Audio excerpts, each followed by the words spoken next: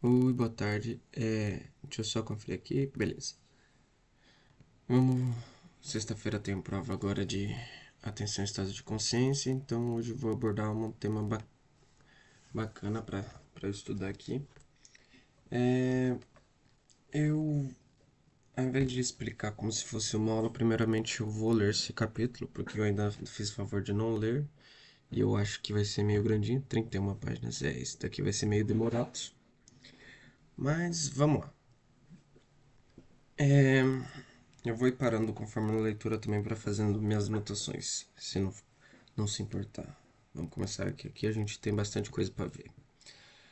Esse daqui é o capítulo 13, eu acho que é da Susan Black. Eu não tenho certeza agora se é da Black ou do outro escritor.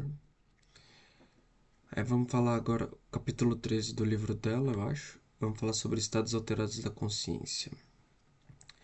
Uma conclusão foi forçada em minha mente naquele momento, e minha impressão de sua veracidade permaneceu inabalável desde então. É que nossa consciência normal de vigília, a consciência racional, como a chamamos, é apenas um tipo especial de consciência. Quanto ao redor dela, separada dela pelas telas mais cinematográficas, existem formas potenciais de consciência totalmente diferentes. Podemos passar pela vida sem suspeitar da existência delas. Calma aí, gente. Existem Existem, formas. É, é, existem formas existem formas potenciais de potenciais de consciência totalmente consciência totalmente diferentes. diferentes. Podemos passar Podemos pela passar vida pela sem vida sem suspeitar da suspeitar da existência delas, existência delas, mas mas aplique, aplique, mas aplique é melhor assim. Já tava ficando bagunçado já. Diferentes. Podemos passar sem suspeitar, mas aplique o estímulo necessário e um toque. Elas estão lá em toda sua completude. Tipos definidos de mentalidade que provavelmente em algum lugar têm seu campo de aplicação e adaptação. Nenhuma descrição do universo em sua totalidade pode ser final, que deixe essas outras formas de consciência sejam completamente desconsideradas. Como considerá-las é a questão. James, 1906, página 388. Nossa consciência normal é apenas um tipo especial de consciência, enquanto tudo ao seu redor, separado dela, apenas telas mais cinematográficas. Existem formas potenciais de consciência totalmente diferentes. Essa é de fato a questão, e neste capítulo consideramos a natureza de algumas dessas outras formas de consciência, incluindo estados induzidos por drogas, hipnose, doença mental e atenção plena. Estados de consciência. É... Incluindo estados de drogas, hipnose, doença mental e atenção plena, definindo estados alterados de consciência. As outras formas de consciência de James agora seriam chamadas de estados alterados de consciência, ou EAC, em um conceito que parece simples, mas é notoriamente difícil de definir. Fico bêbado e me sinto e ajo de forma diferente. Recupero-me de uma depressão e me pergunto como a vida poderia ter sido tão inviável. Sinto-me uma pessoa mais calma no tapete de meditação. Tá bagunçado isso daqui. Em todos esses casos, eu acho que eu não posso alterar. Em todos esses casos, é óbvio que algo mudou. Mas o que? Assim que começamos a pensar mais profundamente sobre os estados alterados de consciência, os problemas começam. Devemos definir o IAC de forma objetiva ou subjetiva? Tomando definições objetivas em primeiro lugar, poderíamos definir a IAC em termos de como foram induzidas, por exemplo, por drogas que alteram a mente ou por hipnose ou relaxamento progressivo. Em seguida, podemos rotular diferentes estados induzidos por drogas de acordo com a droga que a pessoa tomou, dizendo que alguém estava bêbado com álcool, chapado com maconha, viajando com LSD, ou desorientado ou apaixonado por ecstase. Mas vários problemas tornam isso insatisfatório. Como podemos saber se sua viagem é semelhante à minha? Como saber se suas drogas ligeiramente diferentes produzem os mesmos estados alterados? Ou diferentes? E como podemos medir a semelhança para tomar essas decisões? Há também a dosagem. Qual a quantidade de cannabis que alguém precisa consumir para dizer que alcançou o EAC de chapado? Mesmo que as duas pessoas experimentem estados semelhantes, a dose necessária pode ser bem diferente para cada pessoa. Podemos definir um estado hipnótico em termos de um procedimento hipnótico específico, mas esse mesmo procedimento pode não ter efeito em outras pessoas. A definição e a caracterização dos EAC pela forma como são induzidas não é satisfatória. Talvez a melhor solução seja definir EACs com base em medições fisiológicas e comportamentais, como frequência cardíaca, consumo de oxigênio cortical, capacidade de andar em linha reta ou expressões de emoção. Um problema aqui é que pouquíssimos EACs estão associados a padrões fisiológicos exclusivos. Uma exceção parcial é o sono, capítulo 15, ou com alterações fisiológicas ou comportamentais que mapeiam diretamente as mudanças na experiência. Com o aprimoramento dos métodos, poderemos encontrar padrões consistentes, o que nos permitirá definir esses estados em termos dessas medidas. Mas pode acontecer que mudanças muito pequenas na fisiologia podem estar associadas a grandes mudanças no estado subjetivo e vice-versa, de modo que nenhum mapeamento direto seja possível. Por enquanto, devemos ter cuidado ao definir um estado de consciência. Em termos de fisiologia, há o perigo de perder a essência do EAC, que é como eles se apresentam para a pessoa em questão. A alternativa é definir os EACs subjetivamente, e, embora às vezes sejam usadas definições objetivas, por exemplo, Revolution et al. 2009, essa é a estratégia mais comum. O termo EAC foi definido formalmente pela primeira vez pelo psicólogo americano Charles Tart, como uma alteração qualitativa do padrão geral do funcionamento mental, de tal forma que o experimentador sente que sua consciência é radicalmente diferente da maneira como ela funciona normalmente. 1972. Um dos principais livros didáticos sobre consciência descreveu o EAC como uma mudança temporária no padrão geral da experiência subjetiva, de modo que o indivíduo acredita que seu funcionamento mental é nitidamente diferente de certas normas gerais para seu estado de consciência de vigília normal. Farting, 1992, página 205, página 345. Definições semelhantes persistem nos manuais de psicologia. Um volume popular diz que existe um estado alterado de consciência sempre que há uma mudança de um padrão normal de funcionamento mental para um estado que parece diferente para a pessoa que experimenta a mudança. Nolan Wazekan, 2014. Tais definições capturam a ideia básica do EAC, mas levantam problemas próprios. Em primeiro lugar, compararam o EAC com os EDC normal. Mas o que é normal? Para uma pessoa, a normalidade pode variar entre tomar o café da manhã com os olhos turvos e o trabalho árduo concentrado, e entre relaxar sozinho com música e tomar um café com os amigos. É possível que o estado de consciência de tomar café da manhã seja tão diferente de tomar um café com os amigos. Como estar chapado é diferente de estar normal. E, no entanto, a maior parte das pessoas não hesitaria em concordar com o que é normal. Por isso, a definição subjetiva do EAC depende da comparação com estados normais, mas também não podemos defini-los. Maravilha, né? Esse é meu estado normal de consciência? Quantas vezes conseguir todos os dias? Se pergunte. Esse é meu estado normal de consciência? Quando tiver decidido, você pode querer fazer outras perguntas. Como você decidiu? O que é normal sobre ele? É sempre óbvio qual estado você está? E se sim, por quê? Se não, o que isso diz a você sobre estados alterados de consciência? Outro problema é inerente a toda a ideia de definições subjetivas. Elas podem ajudar a gente a decidir por nós mesmos quando estamos em EAC.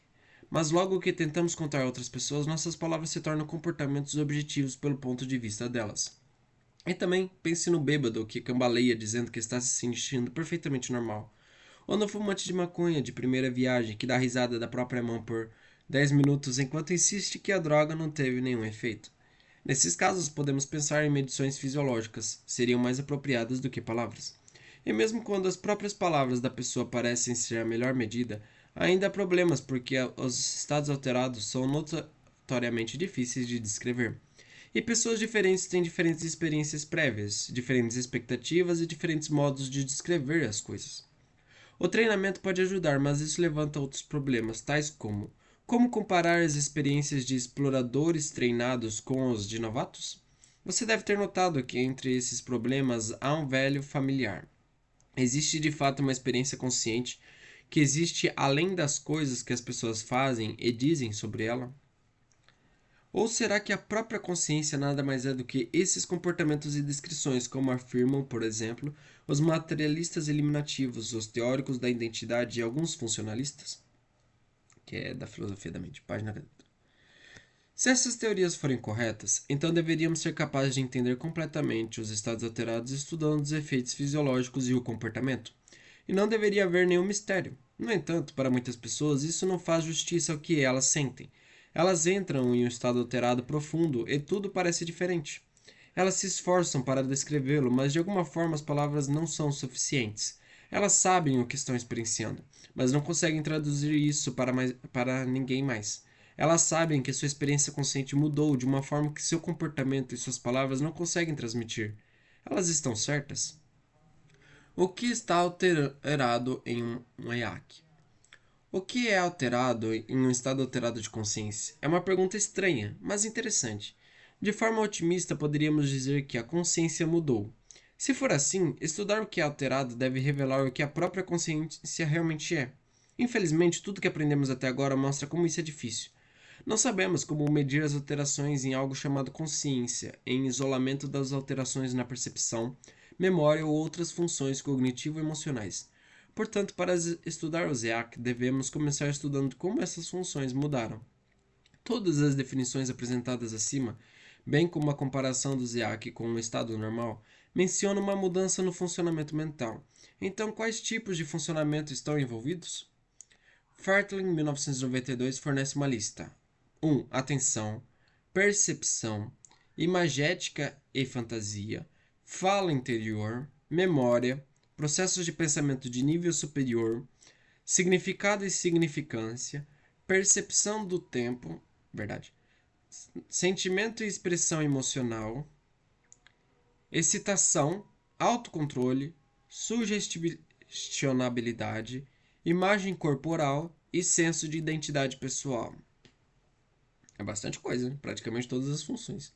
De uma forma ou de outra, essa lista provavelmente abrange todas as funções mentais, sugerindo que os EAC não podem ser totalmente compreendidos sem entender as mudanças em todo o sistema. Alguns estados alterados envolvem alterações em todas essas funções, enquanto outros envolvem principalmente apenas uma ou duas. E encontraremos muitos exemplos disso no restante deste capítulo.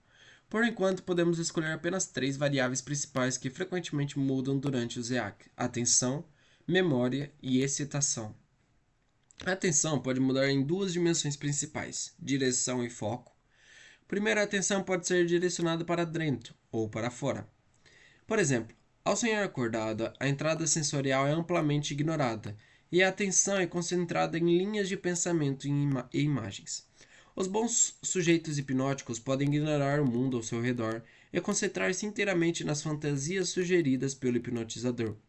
Muitos métodos para induzir EAC manipulam essa dimensão por meio de redução da entrada sensorial, como na meditação ou no relaxamento profundo. Essa parte é interessante.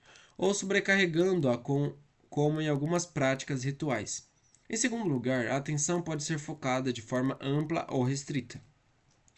Uma pessoa chapada com marijuana pode prestar atenção minuciosa ao padrão de folhas no carpete por muitos minutos seguidos. Essa mudança na atenção pode parecer afetar profundamente os estados subjetivos, mas os efeitos não podem ser claramente separados das mudanças associadas à percepção, à memória e à emoção. Por exemplo, o padrão da folha pode parecer bem diferente do normal, ter um significado extraordinário, trazer à tona memórias de infância há muito perdidas e provocar emoções profundas ou gargalhadas. Em segundo lugar, as alterações de memória ocorrem em muitos EAC e estão ligadas a efeitos sobre o pensamento e a emoção. Por exemplo, muitas drogas que alteram a mente reduzem a memória de curto prazo.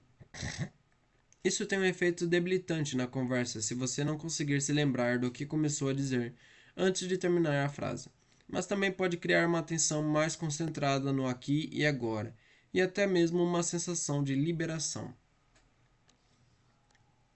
O tempo pode parecer acelerar, desacelerar ou mudar completamente, um efeito que há muito tempo tem sido associado a mudanças na memória. Por exemplo, um médico que fazia experimentos com cannabis há mais de um século atrás observou muitos efeitos, incluindo boca seca, andar sem rumo, fala arrastada, liberdade de preocupação e uma tendência irresistível a rir para ele. O efeito mais peculiar foi uma perda completa da relação temporal. O tempo parecia não existir. Eu estava continuamente pegando meu relógio, pensando que horas se passaram, enquanto apenas alguns minutos haviam se passado. Acredito que isso se deveu a uma perda total de memória dos eventos recentes. A terceira variável geral é a excitação. Alguns estados de meditação são caracterizados por uma excitação muito baixa e relaxamento profundo. Alguns são caracterizados por relaxamento profundo. E práticas mais drásticas podem reduzir a taxa metabólica a ponto de exigir pouco alimento e oxigênio. Nesse estado, os yogis treinados podem permanecer imóveis por longos períodos e podem até ser enterrados vivos por dias seguidos, embora a maioria de nós morreria nas mesmas circunstâncias. No entanto, aprender a meditar exige um grande esforço mental, e com alguns métodos a excitação aumenta em vez de diminuir. No outro extremo estão os EACs de maior excitação, como os freneses, religiosos e rituais, ou o uso de anfetaminas para acelerar. As alterações na excitação podem afetar todos os aspectos do funcionamento mental, estados alterados de consciência. Pensando nessas três variáveis, podemos imaginar algum tipo de espaço tridimensional no qual diferentes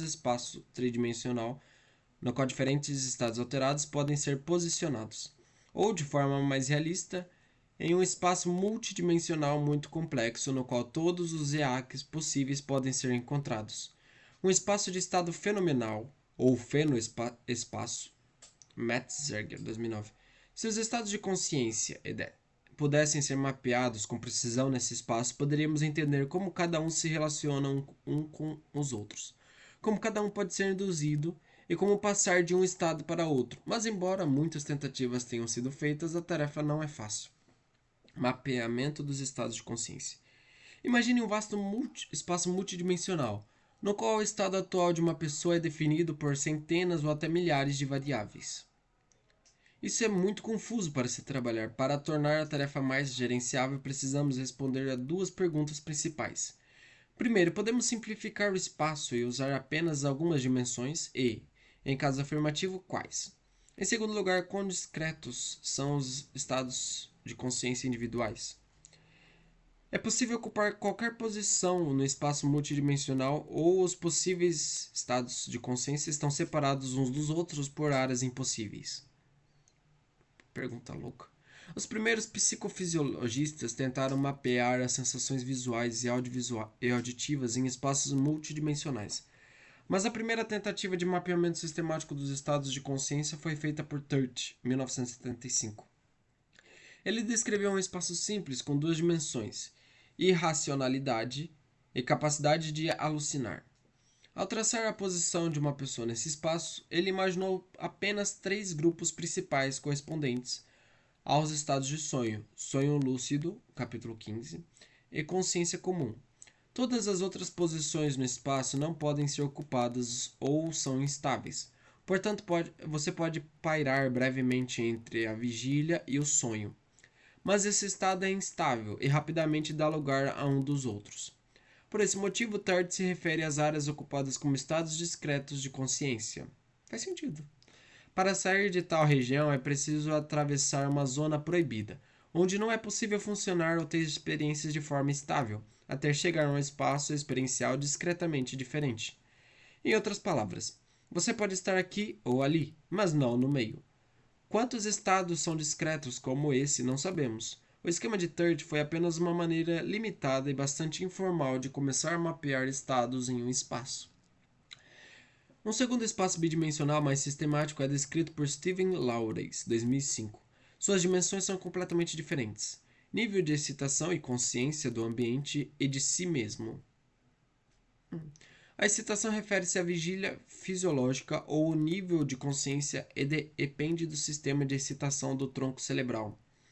A percepção do ambiente e de si mesmo refere-se ao conteúdo da consciência e requer um córtex funcionalmente integrado com seus circuitos subcorticais. Um diagrama simples mostra que, na maioria dos estados, o nível e o conteúdo estão positivamente correlacionados, como diz Lawrence. Você precisa estar acordado para estar consciente.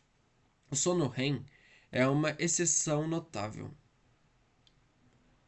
2009, página 58.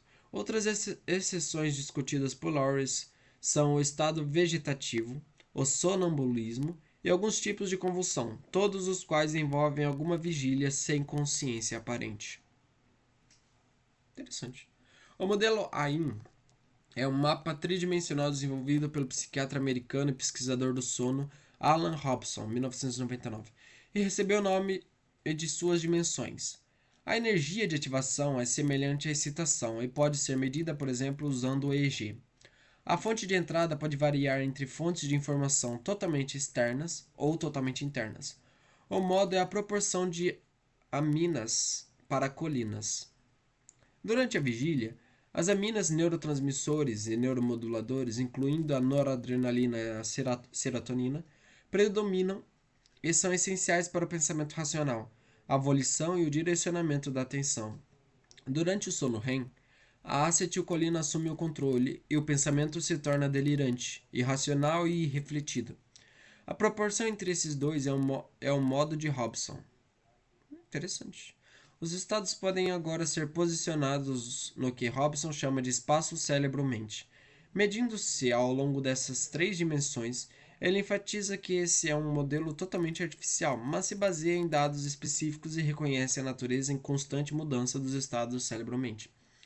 Diferentemente do modelo inicial de Touch, qualquer estado do cérebro-mente pode ser posicionado nele, e qualquer área do espaço pode, em teoria, ser ocupada. Outros modelos dimensionais derivam de estudos de cantos específicos do vasto espaço do estado de consciência.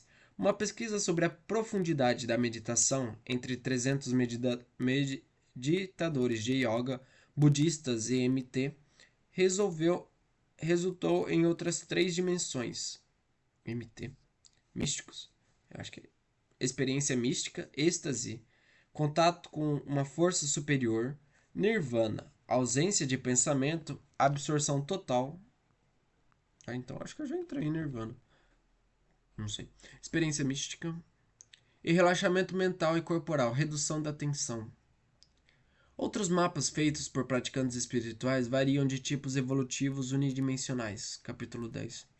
Há espaços mais complexos, incluindo conceitos difíceis de definir, como o cosmo, o ego, a fé, o karma, a energia e o inconsciente. Thomas Metzinger, 1958. Não é ninguém. Um filósofo alemão e diretor de grupos de investigação em neuroética e filosofia teórica na Universidade Johannes Gutenberg de Mainz, afirma que nunca ninguém teve ou foi um eu. Em Bang No-One, e no seu livro posterior The Ego Tunnel, argumenta que aquilo que tomamos como entidades persistentes são, na verdade, processos contínuos, os conteúdos de modelos de self transparentes. Ele experimentou e escreveu sobre muitos estados alterados, incluindo sonhos lúcidos, experiências fora do corpo, meditação e experiências induzidas por drogas. E preocupa-se com as implicações éticas do rápido avanço da nossa tecnologia fenomênica. Quando pudermos encontrar que áreas do espaço fenomênico queremos visitar, ou pudermos melhorar as nossas capacidades cognitivas com químicos especialmente adaptados, teremos de assumir a responsabilidade pelas consequências. Por isso, grande parte do seu trabalho está no novo domínio da neuroética. Metzinger foi cofundador da Associação para o Estudo Científico da Consciência e editou livros sobre experiências conscientes e os correlatos neurais da consciência. Uma análise psicológica e neurobiológica do Ziak. Ixi. O que eu fiz aqui? Calma aí. Inclui estados vivenciados espontaneamente, estimulados por meios físicos ou psicológicos ou causados por doenças, resultando em um modelo de 4 dimensões. As dimensões são ativação baixa a alta excitação, amplitude de consciência, uma faixa estreita e ampla de conteúdos disponíveis para atenção, e processamento consciente. Autoconsciência, reduzida a elevada, e dinâmica sensorial, reduzida a elevada sensação. Caramba, eu quero estudar isso. Os autores apresentam suas 4 dimensões como um primeiro passo para a construção do que eles chamam de espaço C, o espaço dos estados de consciência. O equivalente ao espaço C é o espaço B, o espaço dos estados funcionais do cérebro. O desafio é criar mapeamentos entre os dois, sejam eles entendidos como mapeamentos estritos, de um para um, ou como mapeamentos de um para muitos, ou de muitos para muitos. Ixi, De qualquer forma, eles argumentam que, com abordagens de espaço de estado, devemos esperar que as localizações em ambos os espaços sejam borradas, determinadas com resolução limitada, o que significa que os mapeamentos finais serão sempre de granulação grossa e probabilísticos. Nossa, consciência quântica. Esse é realmente um grande desafio, reunir experiências subjetivas de estados alterados com o que sabemos sobre fisiologia subjacente. A fisiologia. Algumas pessoas têm uma enorme gama de experiências extremamente variadas ao longo de suas vidas. Elas podem ter tomado muitas drogas diferentes, praticado meditação, yoga ou tai chi por longos períodos e usado TMS, tanques de isolamento sensorial ou outros tipos de fenotecnologia. Tanques de isolamento sensorial. Como Thomas Metzger chamou isso. Dessas formas, eles podem ter adquirido uma boa compreensão pessoal de como passar de um estado para outro estado, como manter ou sair de um determinado estado e como cada estado pode ser usado. Mas até o momento, esse tipo de entendimento não foi sistematicamente integrado à pesquisa acadêmica. Podemos imaginar um futuro em que entenderemos completamente a natureza do espaço fenomênico e as várias tecnologias que podem nos mover dentro dele. Metzinger afirma que, com esse conhecimento, deveríamos, em princípio, ser capazes de projetar nossos próprios túneis do ego, experiências conscientes que atribuímos a nós mesmos. Túneis do ego. Mexendo no hardware que o suporta. Se o conteúdo fenomenal desejado é o temor religioso, um senso inefável de sacralidade, o sabor da canela ou um tipo especial de excitação sexual, não importa. Então, qual é a sua região favorita do espaço fenomênico? Que experiência consciente você gostaria de encomendar? Isso parece bem... Página 220. Embora estejamos muito distantes dessa profundidade de compreensão, nossa tecnologia fenológica está melhorando rapidamente e trará consequências éticas e políticas. Essas questões dizem respeito tanto ao indivíduo, cuja consciência é alterada, quanto às sociedades que precisam decidir se alguma tecnologia ou área do espaço fenomênico devem ser tornadas ilegais. Em caso afirmativo, como fazer valer essa proibição? Oxe, legislação de consciência? Qual é a sua região favorita do espaço fenomênico? Muitos procedimentos podem ser usados para explorar os confins do espaço fenomênico, e algumas experiências de vida nos aproximam deles, quer queiramos ou não. No capítulo 15, exploraremos os estados alterados, que ocorrem espontaneamente como o sonho e as experiências fora do corpo. Aqui consideramos as drogas que alteram a mente, um gatilho químico, meditação, hipnose, vias psicológicas e doenças mentais, causas patológicas. Estados induzidos por drogas. Drogas psicoativas são todas aquelas que têm efeitos sobre o funcionamento mental ou a consciência. Consulte o site para saber mais sobre as principais categorias e seus mecanismos. Elas são encontradas em todas as sociedades, e os seres humanos parecem ter um apetite natural por tomá-las.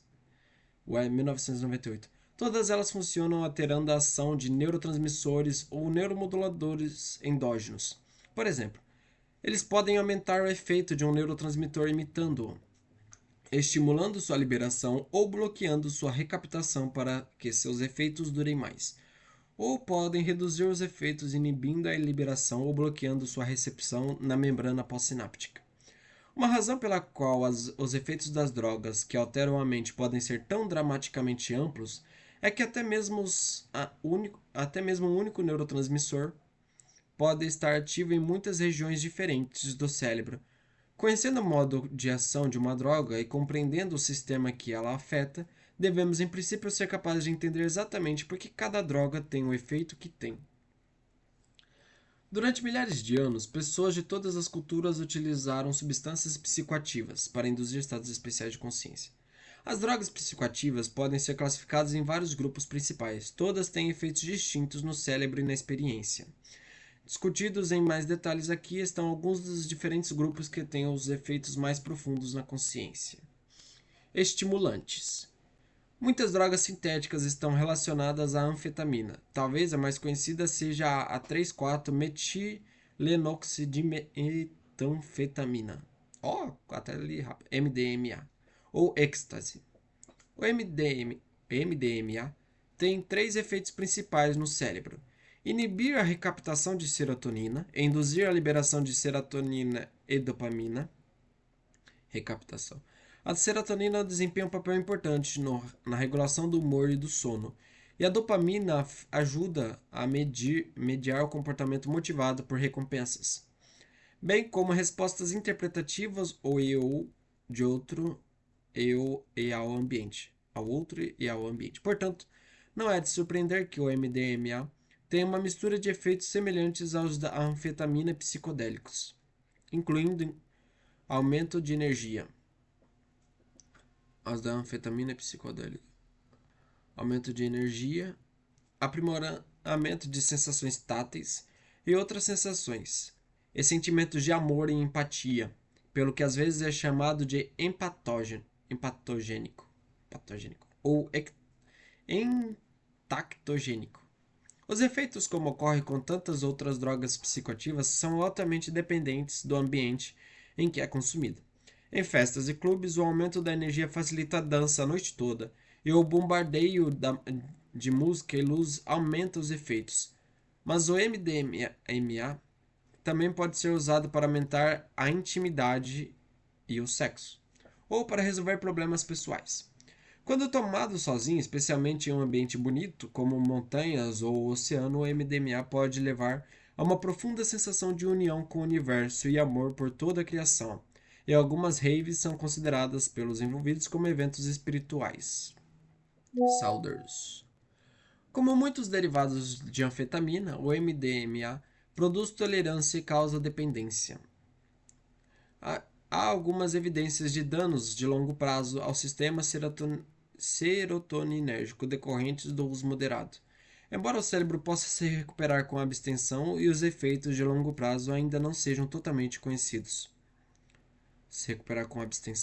Um estudo famoso publicado em 2002 por George Ricart alegou ter demonstrado neurotoxicidade, mas foi forçado a se retratar quando se descobriu que havia sido usado metanfetamina em vez de MDMA.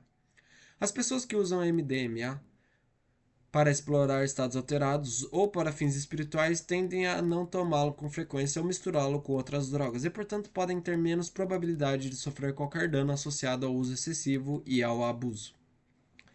E as pesquisas sobre o uso de MDMA em contextos terapêuticos de fato sugerem resultados muito promissores para condições como transtorno de estresse pós-traumático e ansiedade social. Anestésico.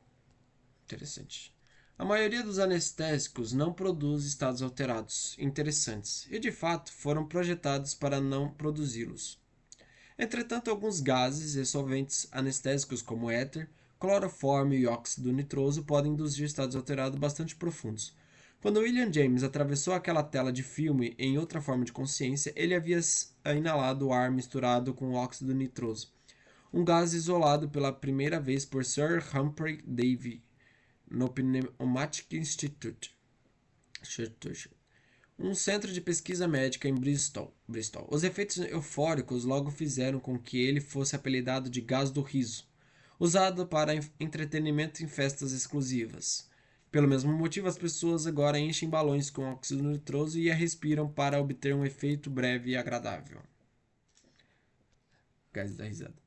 Seus efeitos analgésicos resultaram em seu uso como anestésico inicial em odontologia e cirurgia, mas atualmente é mais conhecido como gás e ar, usado para alívio da dor no parto.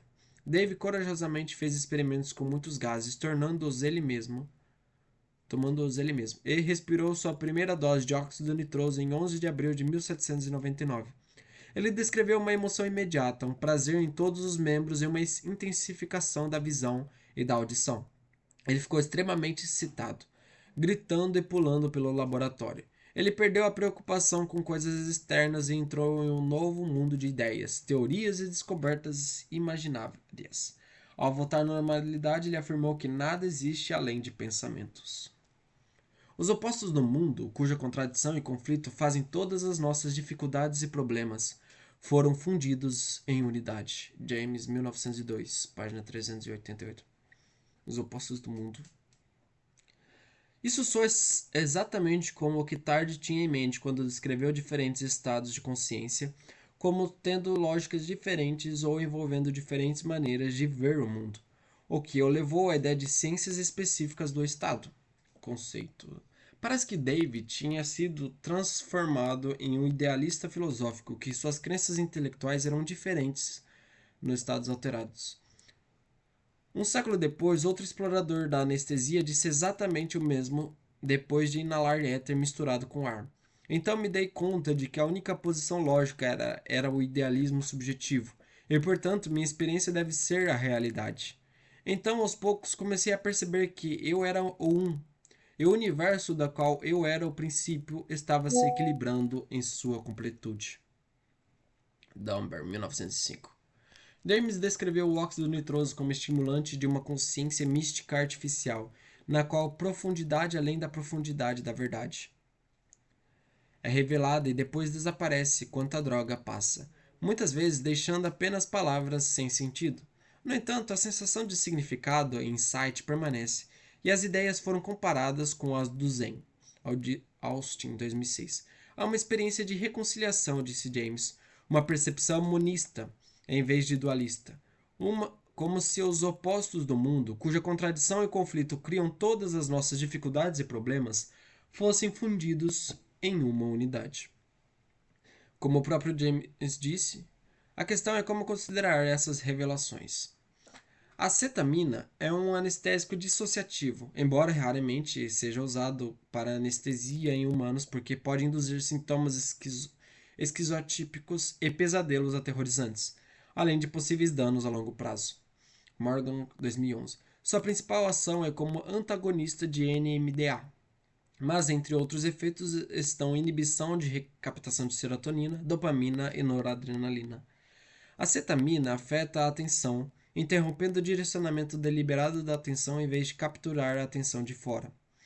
Ela também perturba a memória de trabalho, a memória episódica e a memória semântica, com efeitos mensuráveis que duram vários dias. No entanto, há evidências de valor terapêutico para a esquizofrenia, possivelmente porque reduz a atividade em áreas cerebrais envolvidas no processamento sensorial e na atenção seletiva, e para a depressão grave, onde parece diminuir a conectividade funcional entre redes como a DMN e as redes de controle afetivo e cognitivo.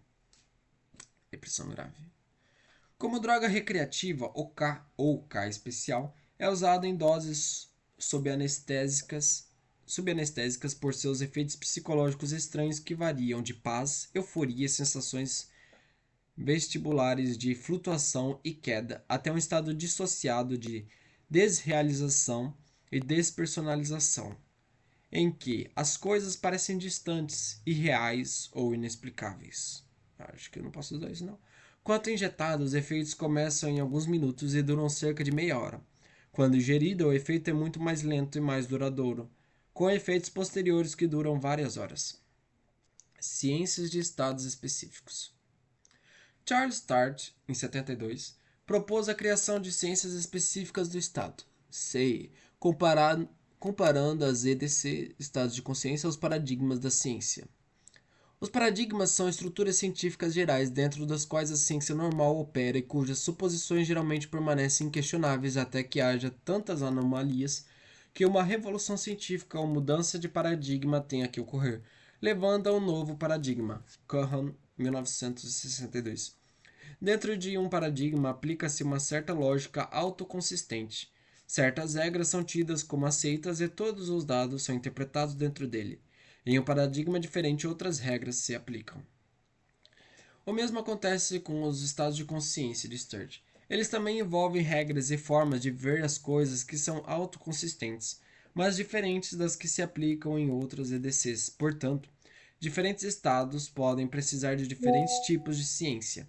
A pesquisa teria de ser realizada e os resultados comunicados entre as pessoas, tudo no estado de consciência relevante. Isso exigiria profissionais altamente qualificados capazes de alcançar determinados estados, concordar que alcançaram esses estados e trabalhar dentro deles. Oxe, trabalhar chapado? Eles poderiam investigar qualquer fenômeno natural, mas a maneira como fazem isso e suas descobertas só fariam sentido para pessoas que também estivessem trabalhando nesse estado. Interessante. Não há resultados de CIEs publicados explicitamente como tal, embora seja possível que alguns cientistas estejam fazendo ciências alteradas e se comunicando uns com os outros em estados alterados de consciência. Que louco! Sem revelar isso publicamente. Tart 2015 relata, por exemplo, que alguns matemáticos podem confiar em estados em EAD para fazer matemática criativa e compreender o trabalho de outros.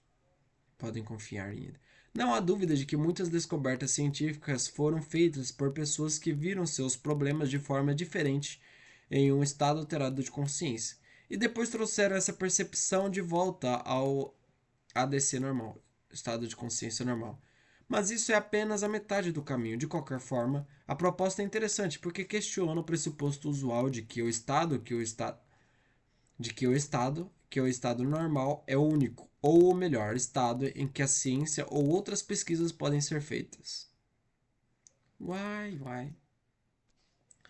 Num estado que comparou utilizadores frequentes, pouco frequentes e ex-utilizadores, 2/3 descreveram os aspectos mais apelativos da cetamina, como fundir-se com o ambiente, alucinações visuais, experiências fora do corpo e riso.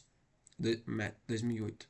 Menos apelativas foram as preocupações com a perda de memória, a diminuição da sociabilidade e a dependência. Ver também Organ 2011. Foram as preocupações. Tem que se preocupar mesmo. As pessoas que tomam cetamina em contextos experimentais são mais susceptíveis à ilusão da mão de borracha, da qual se sente que uma mão falsa é a sua. Capítulo 4. E muitos relatam distorções corporais. As minhas mãos parecem pequenas, mas os dedos são muito compridos, disse um deles. Outro observou. As minhas pernas parecem muito grandes e com um formato engraçado, como as de outra pessoa. 2000. Por vezes, essas alterações do esquema corporal evoluem para movimentos ilusórios ou sensações fora do corpo. 2012. Em doses elevadas ocorre o famoso Keyhole, uma experiência de dissociação extrema, desrealização, dissolução corporal e, em muitos casos, experiências fora do corpo ou de quase morte. Capítulo 15. Descrito como qualquer coisa desde um lugar de horror extremo e o melhor momento de todos. O Keyhole é procurada por alguns e temido por outros. Com base na teoria de que muitas vezes você pode aprender sobre algo ligando-o e desligando, Richard Gregory, 1986, escolheu uma infusão intravenosa de cetamina como forma para explorar a desativação da consciência. Oxe, que doido. Em condições controladas no laboratório foram-lhe mostradas figuras ambíguas, estereogramas de pontos aleatórios e palavras para ler, bem como muitos outros testes. As paredes começaram a mover-se. Ele ouviu um zumbido forte, sentiu-se irreal e flutuante, como se estivesse em outro mundo, como uma bolha cheia de cores e formas brilhantes. Chegou mesmo a experimentar a sinestesia pela única vez na sua vida, quando sentiu as cerdas de um pincel como laranja, verde e vermelho. Por mais interessante que fosse, toda a experiência foi profundamente desagradável para Gregory. Ele concluiu que tinha aprendido pouco sobre a consciência e não tinha qualquer entusiasmo em repetir a experiência. Foi muito doido. As tentativas de Sue para induzir uma experiência fora do corpo com cetamina foram muito mais agradáveis. Foi-lhe administrada uma dose ligeiramente abaixo do nível anestésico, injetada por via intravenosa, num ambiente agradável e relaxante. Estou deitada numa fluida e flexível suavidade. Parece que me estou a desintegrar, e desfazer-me em pedaços separados e depois em nada. Depois volto a juntar-me e a voar. Blackmore, 1992, página. Ah, tá. É da Blackmore mesmo. Apesar dessas sensações interessantes, ela concluiu que era muito diferente das experiências fora do corpo espontâneas. O físico Richard Feynman, que experimentou pequenas doses de cetamina tomadas num tanque de isolamento, relatou que a cetamina o fazia sentir-se como se estivesse 1 centímetro para um lado, e que, com a prática, podia mover-se para dentro ou para fora de seu próprio corpo, até que todo o resto era exatamente igual ao normal. Apenas o meu ego estava sentado fora, observando tudo isso. Observando tudo isso. Que estranho. A cetamina é também utilizada em diferentes contextos como droga sagrada ou terapêutica. É tanto um psicodélico como um anestésico, utilizado para explorar as grandes questões do nascimento, da vida e da morte. Desde 2001. A experiência desagradável de Gregory no laboratório ilustra o quão importante o set, ou o estado de espírito, e o setting, ambiente, são para estabelecer os efeitos das drogas psicoativas. Psicodélicos. Os efeitos das drogas desse grupo são tão estranhos e variados que nem sequer existe um acordo firme sobre o seu nome. Nós os chamamos de psicodélicos, que significa que manifestam a mente, mas são frequentemente utilizados outros nomes. Psicotomimético significa que imita a loucura, mas é inadequado porque, embora a psicose existente possa ser agravada por algumas dessas drogas, poucas características da psicose são imitadas por elas. São também chamadas alucinógenas, embora as verdadeiras alucinações em que a pessoa pensa que as suas alucinações são reais são raras. Pensa que as suas alucinações são reais. Outros termos incluem psicolítico, que significa soltar a mente, e enterógeno, que significa liberar o Deus interior. A cannabis é por vezes referida como um psicodélico menor ou alucinógeno, sendo os restantes psicodélicos maiores. Cannabis.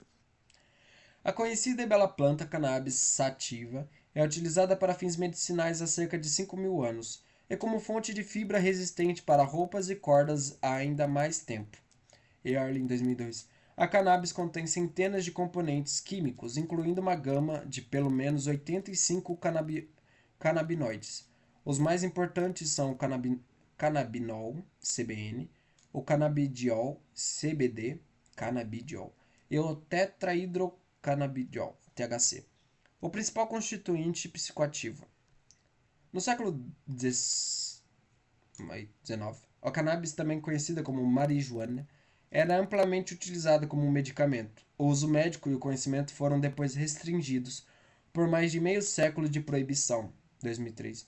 Mas existem alguns sinais de que isso está a começar a abrandar, com os benefícios medicinais do consumo de cannabis se tornando mais amplamente aceitos. Os exploradores científicos de cannabis do século XIX e os artistas membros do clube das Hashishins, como repetido de novo, Balzac e Baudelaire, consumiam hashish. Trata-se de um sólido castanho escuro ou avermelhado, derivado da resina raspada das flores, folhas e caules femininos, e por vezes inclui flores e folhas em pó.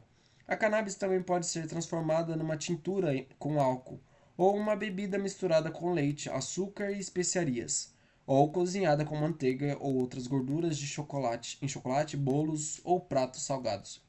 Caramba, quantas opções! Como droga recreativa do século XXI, é mais frequentemente fumado sob a forma de haxixe misturado com tabaco, ou queimado sozinho em cachimbos especiais como óleo extraído em cigarros eletrônicos, ou como erva. As folhas e botões secos fumados isoladamente, ou com tabaco ou ervas secas. Como acontece com qualquer droga, fumar permite uma rápida absorção na corrente sanguínea, evitando as enzimas do sistema digestivo que podem decompor alguns constituintes. E também permite um controle fácil da dose. Quando ingerida, o efeito é mais lento e mais duradouro, e o controle é mais difícil.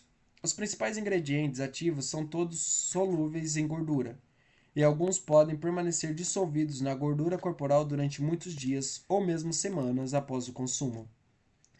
Com a sua mistura complexa e variável de psicoativos, a cannabis ilustra bem a diferença entre as misturas psicoativas naturais, que também incluem a ayahuasca e drogas derivadas de cogumelos e cactos, e os efeitos mais simples ou mais acentuados dos psicadélicos sintéticos. Quando um ou mais dos ingredientes ativos é isolado, os efeitos psicológicos ricos e variados são geralmente perdidos. Diferentes entre as misturas psicoativas naturais. Descrever os efeitos subjetivos da cannabis não é fácil, em parte porque a maioria das pessoas não consegue encontrar as palavras para explicar suas sensações. Early 2002. Em parte porque os efeitos diferem muito de pessoa para pessoa. Algumas pessoas se tornam autoconscientes, desorientadas e paranoicas, e não se sentem inclinadas a repetir a experiência, enquanto outras sentem prazer, novidade, percepção ou apenas relaxamento e passam a ter um relacionamento positivo, às vezes por toda a vida com a droga. No entanto, as pesquisas revelaram alguns efeitos típicos. Na primeira grande pesquisa sobre o uso de cannabis, START 1971, faz mais de 200 perguntas a 150 pessoas, a maioria estudantes californianos que haviam usado a droga pelo menos uma dúzia de vezes. Outros estudos administraram posteriormente a cannabis ou apenas o THC em laboratório e registraram os efeitos. Os usuários relatam muitos efeitos emocionais, incluindo euforia e relaxamento em doses mais baixas, e medo e paranoia em doses mais altas. Os efeitos sensoriais incluem o aprimoramento de todos os sentidos, percepção profundamente aprimorada, aumento da responsividade e do prazer sexual, diminuição da velocidade do tempo, ampliação do espaço e foco no presente. Às vezes, a sinestesia é relatada em altas doses. A abertura à experiência aumenta e algumas pessoas encontram um senso de sagrado ou divino. Memória, especialmente a memória de curto prazo, é frequentemente sentida como prejudicada. Pensamento criativo e o insight pessoal são frequentemente relatados, mas também o são a nebulosidade mental, o raciocínio lento e a inabilidade de ler. Nebulosidade mental. Estudos laboratoriais mostram que os efeitos percebidos na memória são aproximadamente exatos, com memória de curto prazo gravemente prejudicada, enquanto a memória episódica e semântica permanecem geralmente boas. Por outro lado, a experiência agradável de aprimoramento dos sentidos não é apoiada por testes objetivos. As pessoas acham que o que a maconha pode melhorar alguns processos visuais. Acham que a pessoa aqui está usando alguma coisa, hein? A maconha pode melhorar alguns processos visuais, mas pesquisas de laboratório sugerem que, na verdade, ela prejudica alguns deles. Planejamento, resolução de problemas, tomada de decisões e coordenação motora básica também são afetados.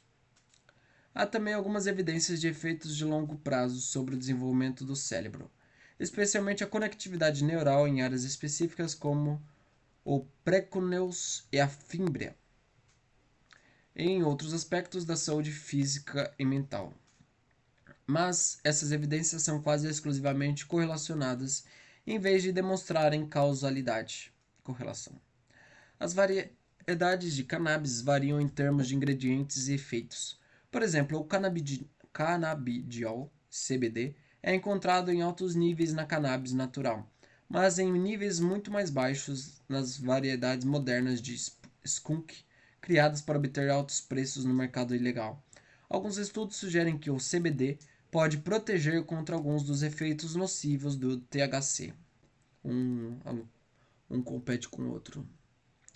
Ela lamentou e ficou um pouco revoltada com as mãos sujas dele, mas riu de uma maneira bem educada, como se não fosse nada incomum para ela ver um homem andando em um sonho lento. Muitas vezes as pessoas demonstram um respeito curioso por um homem bêbado, como o respeito das raças simples pelos loucos. Respeito em vez de medo. Há algo de inspirador em alguém que perdeu todas as inibições, que faz qualquer coisa. É claro que depois o fazemos pagar por seu momento de superioridade e seu momento de impressionar. Gostei da frase.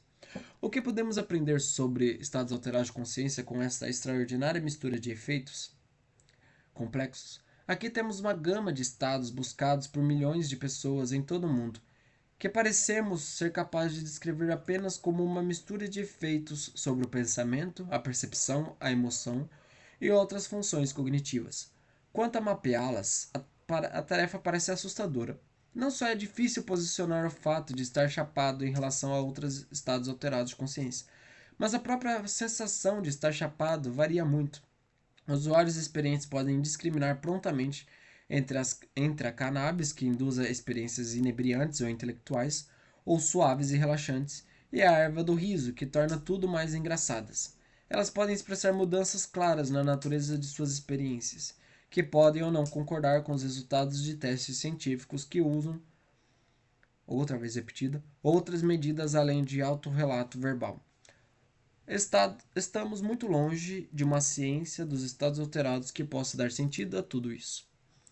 Ele saiu de sua bicicleta, sentindo os olhos de Nicole seguindo, sentindo seu primeiro amor indefeso, sentindo-o girar dentro dele. Ele seguiu 300 metros ladeira acima até o outro hotel, contratou um quarto e se viu lavando a roupa sem se lembrar dos 10 minutos intervenientes.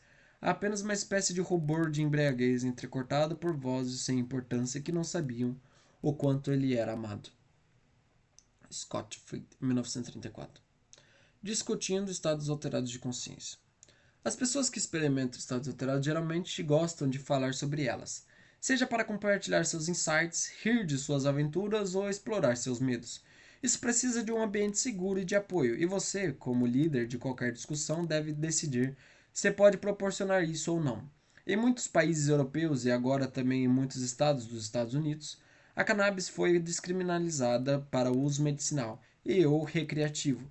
Em algumas dessas áreas, muitas outras drogas recreativas são toleradas, mas em outros lugares, inclusive ao nível federal nos Estados Unidos, as leis antidrogas são rigorosas. Se você puder falar livremente, restringe a discussão ao álcool, sono e a estados alterados espontâneos. Você pode se perguntar por que você induz estados alterados? O que você ganha com eles? Repetido de novo. Como é possível saber se você entrou em um estado alterado? O estado alterado de uma pessoa, como estar bêbado ou chapado, é o mesmo que o de outra pessoa? Outro exercício requer preparação prévia, mas evita problemas de proibição. Peça aos participantes que tragam uma breve descrição de um estado alterado de consciência. Pode ser de outra pessoa, por exemplo, de um livro ou site, ou a sua própria. Eles além e pedem a todos que adivinhem a qual estado alterado se refere. A discussão sobre como eles decidiram leva naturalmente a todas as outras perguntas interessantes sobre estados alterados. Psicodélicos maiores. Eu estava de volta ao mundo onde tudo brilhava com a luz interior e era infinito em seu significado. As pernas, por exemplo, daquela cadeira, que milagrosa, sua tubularidade, quão sobrenatural sua suavidade polida. Passei vários minutos, ou será que foram vários séculos? Não apenas olhando para aquelas pernas de bambu, mas de fato sendo elas, ou melhor, sendo eu mesma nelas, ou, para ser ainda mais preciso, sendo meu não eu, no não eu que era a cadeira. 4 pernas de cadeira de bambu no meio de uma sala, como os narcisos de Hordwood, elas trouxeram todo tipo de riqueza, o presente além do preço de uma nova percepção direta da própria natureza das coisas. Que viagem. As pernas daquela cadeira, que milagrosa estabilidade. Tá. Foi assim que Aldous Huxley. Tinha que ser. Romancista e autor de Admirável Mundo Novo, por isso que ele escreveu esse livro, descreveu a parte do que aconteceu quando, em uma brilhante manhã de maio, engoli 4/10 de 1 grama de mescalina dissolvida em meio copo de água e me sentei para esperar os resultados. Mescalina.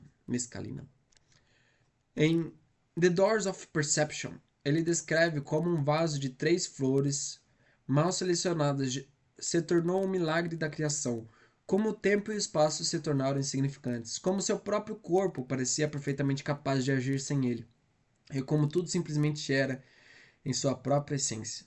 A partir dessas experiências profundas, ele supôs que o cérebro funciona como uma válvula redutora, impedindo a nossa conexão com a realidade, e que as drogas podem abrir a válvula. Meio perigoso essa conclusão, mas tá bom.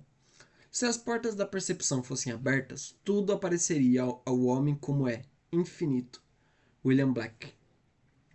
The Marriage of Heaven and the Hell, 1790. A mescalina, ou trimetoxifeniletamina, é o principal ingrediente ativo do cacto San Pedro Trichoceros pachanoi e do peyote. Um pequeno cacto do deserto sem espinhos, Lephora wilsoni, que aparentemente tem sido usado para fins rituais há pelo menos 7.000 anos. Tradicionalmente, a parte superior do peyote é seca, para fazer botões de mescal, que são então mastigados para invocar divindades e abrir outros mundos. A mescalina também é produzida sinteticamente e é usada sozinha, sem a complexidade dos cerca de 30 outros alcaloides encontrados no peyote. A mescalina faz o mundo parecer fantástico e colorido, o que é refletido na arte que ela inspirou e contribuiu para a convicção de que essa é uma visão da natureza essencial do universo. Perry 2002, página 202. Esse é provavelmente seu efeito mais característico, e aprenderemos mais sobre ele no próximo capítulo. Alguns usuários descrevem a mescalina como mais alucinógena e menos reveladora ou autodestrutiva do que alguns dos outros psicodélicos, especialmente o LSD. A psilocibina é encontrada em muitos cogumelos do gênero Psilocybe, geralmente chamados de cogumelos mágicos ou cogumelos sagrados. Eles incluem a Psilocybe cubensis e o mexicana, que podem ser cultivados com muita dificuldade, e muitas outras espécies nativas de diferentes partes do mundo, quando estava prontamente disponível e era legal nos anos 60. Timothy Leary e outros membros do projeto Psicolobia de Harvard usaram a psilocibina para incentivar as pessoas a se ligarem, se sintonizarem e se desligarem. Ligar significava tornar-se sensível aos vários níveis de consciência e aos gatilhos específicos que os acionam.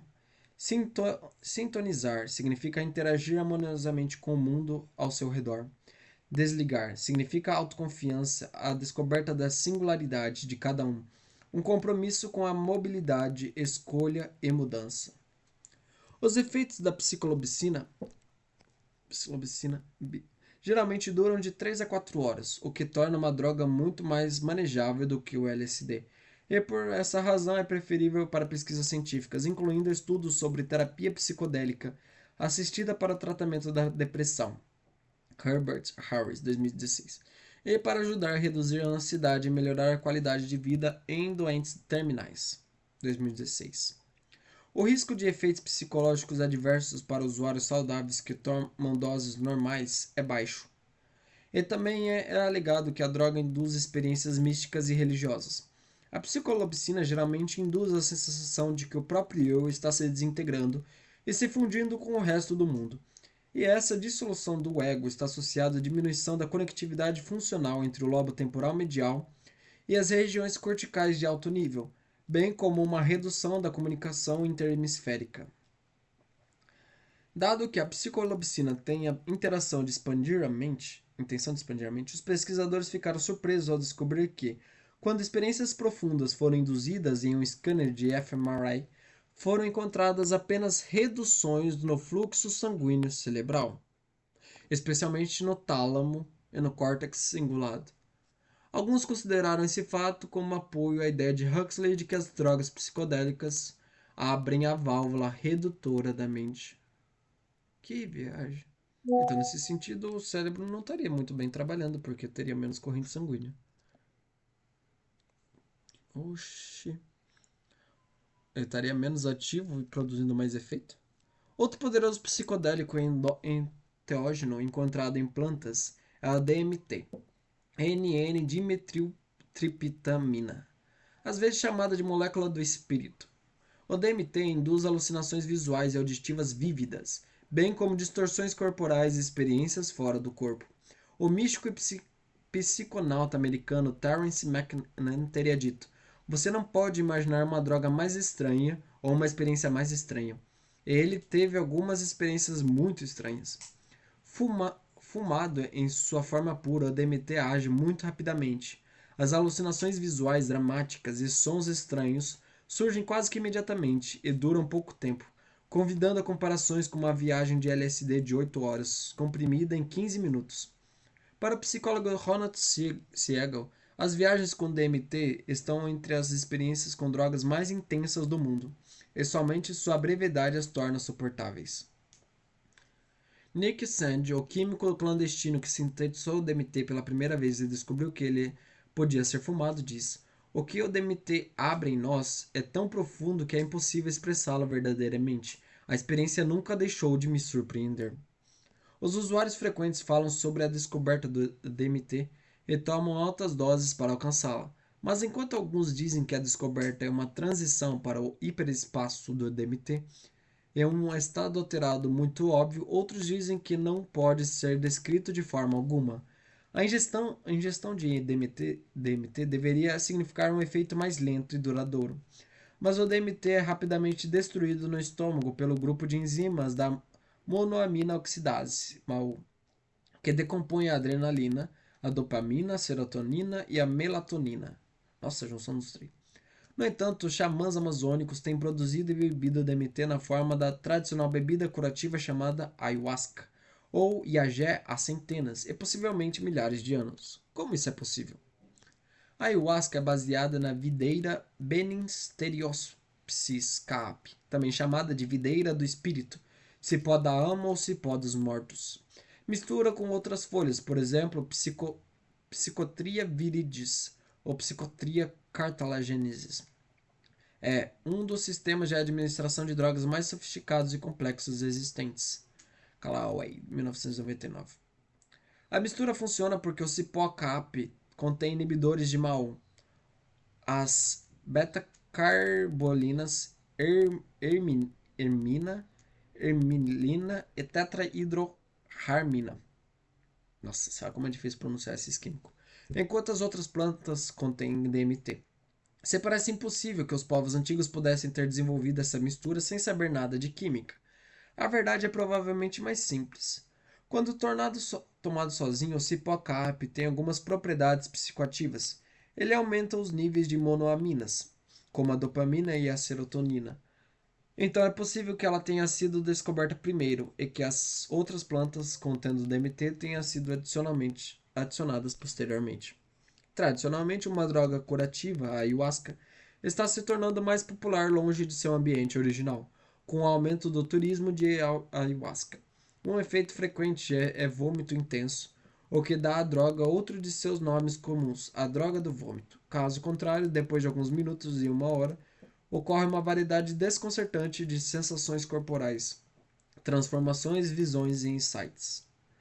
Aprenderemos mais sobre os efeitos perceptivos na seção sobre alucinações no capítulo 14. A sensação da comunhão com plantas e animais é comum, e às vezes os usuários se sentem transformados na forma e mente de outra criatura. A contemplação da morte é comum, assim como as percepções místicas sobre assuntos pessoais e questões existenciais profundas. Como na última droga dessa sessão, beber ayahuasca é uma jornada que não deve ser empreendida levianamente. A última droga desta categoria é geralmente considerada a última droga psicodélica reveladora da mente, o LSD, ou dietilamina do ácido dilirsérgico. O LSD tem uma história famosa. Hoffman, 1980. Stevens, 87. Em 1943, Albert Hoffman, químico dos laboratórios de Sandoz em Basileia, Suíça, estava trabalhando com o ergot, um fungo mortal que cresce no centeio. Durante 8 anos, ele sintetizou uma longa série de moléculas de ergotamina, na esperança de encontrar um medicamento útil. Então, na sexta-feira, 16 de abril, ele sintetizou um lote de LSD-25. Ele começou a se sentir mal, foi para casa e para a cama e teve uma série de alucinações fantásticas. Hoffman suspeitou que, embora não tivesse tomado nada deliberadamente, o LSD poderia ter causado as alucinações. Como todo químico que deseja testar drogas psicoativas em si mesmo, ele começou com o que achava ser uma pequena dose. Na segunda-feira, dia 19, às 4h20 da tarde, com a presença de seus assistentes, ele tomou 250 microgramas. Às 4h50, ele não notou nenhum efeito. Às 5 horas, alguma tontura, distúrbios visuais e um desejo acentuado de rir. Então ele parou de escrever, pediu que chamassem um médico e com um de seus assistentes foi para casa de bicicleta. Enquanto pedalava, em um bom ritmo, parecia não estar chegando a lugar algum. A estrada familiar parecia uma pintura de Dalí, e os edifícios bocejavam e ondulavam. Quando o médico chegou, Hoffman estava pairando perto do teto de seu quarto, observando o que ele achava ser seu corpo morto. Em vez das alucinações fascinantes que ele tivera antes, dessa vez ele estava em um pesadelo e presumia que morreria ou enlouqueceria. Ele então morreu ou enlouqueceu. E essa primeira viagem com ácido é agora regularmente celebrada com reencenações de seu famoso passeio de bicicleta. Steve Smith, 1987. Ele não morreu ou enlouqueceu. Em 2006, a trilha em que ele pedalou foi rebatizada de Albert Hoffman Harrag, em homenagem ao seu 100º aniversário. Ele morreu em 2008, aos 102 anos. Rapaz, não sabia disso não. Descobriu-se que o LSD era ativo em pequenas doses, e de fato Hoffman havia tomado o equivalente a 2 ou 3 tabletes de ácido. Como muitas pessoas desde então, ele havia descoberto que o ácido produz a sensação de estar em uma jornada ou viagem que pode incluir alegria, elação, alucinações maravilhosas, insights profundos e experiências espirituais, bem como horror e desespero aterrorizantes, e a desintegração do eu. Para muitos usuários, parece que abre o conteúdo de sua mente, revelando memórias, esperanças, medos e fantasias, tanto boas quanto ruins. É por isso que pode haver viagens ruins e boas, e por isso o termo psicadélico é apropriado. Uma dose típica de apenas 100 microgramas induz a uma viagem que começa dentro de meia hora a 1 hora e dura de 8 a 12 horas, dependendo do peso corporal, da dose, do ambiente e da configuração. O LSD tem uma estrutura química relacionada à serotonina, 5-HT, e se liga a receptores de serotonina, dopamina e adrenalina. Embora não cause dependência, a tolerância aumenta com o uso frequente. Sabia? Não. O trabalho clássico sobre o LSD é As Variedades da Experiência Psicodélica, de Robert Masters e John Austin, que observaram 206 sessões de drogas e coletaram relatos de mais de 200 pessoas. Eles descrevem distorções corporais, sinestesia, ver a si mesmo duplicado e tornar-se um com vários objetos ou criaturas no ambiente, bem como experiências religiosas e espirituais profundas. As primeiras pesquisas que exploraram o uso do LSD na terapia tiveram resultados extraordinariamente positivos. 1977. Mas a pesquisa foi efetivamente banida pelas leis de drogas da década de 1960, não tendo sido reiniciada até meio século depois. Agora, resultados igualmente encorajadores estão sendo novamente gerados, por exemplo, no uso do LSD para doentes terminais. Nossa, eu não sabia que LSD era usado como remédio, não. Nos primeiros estudos de imagem cerebral controlados por placebo, os participantes tomaram 75 microgramas de LSD por via intravenosa. A conectividade funcional aumentou em todo o cérebro e mais efeitos locais coincidiram com mudanças na experiência. Por exemplo, o fluxo sanguíneo cerebral mais alto e a conectividade funcional muito ampliada no córtex visual primário V1 se correlacionaram fortemente com as alucinações visuais. A diminuição da conectividade entre o parahipocampo e o córtex retrosplenial se correlacionou fortemente com relatos de dissolução do ego e a sensação de significado alterado,